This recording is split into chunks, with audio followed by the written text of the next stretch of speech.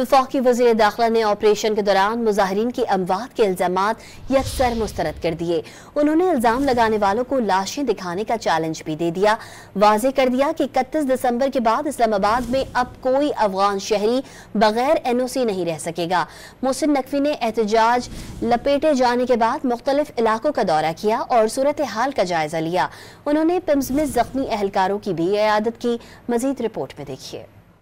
इस्लामाबाद में PTI का एहतजाज खत्म होने के बाद वफाकी वजीर दाखिला के मुख्तलिफ इलाकों के दौरे। मोहसिन नकवी ने D चौक से खैबर प्लाजा तक मुख्तलिफ इलाकों में सूरत हाल का जायजा लिया और ड्यूटी पर मौजूद कानून नाफिज करने वाले इदारों के जवानों से मुलाकात की। उन्होंने इलाके क्लियर कराने पर फोर्सेस को खिराज तहसीन पेश किया। वजीर दाखिला ने DG रेंजर्स पंजाब के साथ पिम्स में जेरे इलाज जख्मी रेंजर्स, FC और पुलिस अफसरान और जवानों की इयादत की। इस मौके पर मुजाहिरीन के पथराव से शदीद जख्मी ASP को फौरी लाहौर शिफ्ट करने की हिदायत भी की। मोहसिन नकवी ने मुजाहिरीन की अमवात का प्रोपेगेंडा यकसर मुस्तरद करते हुए कोई एक लाश दिखाने का चैलेंज दे दिया। एकदम प्रोपेगेंडा शुरू हो गया कि जी कितनी लाशें एक हॉस्पिटल में हैं। अब उनको अपनी शर्मिंदगी छुपाने का कोई तरीका नहीं मिल रहा।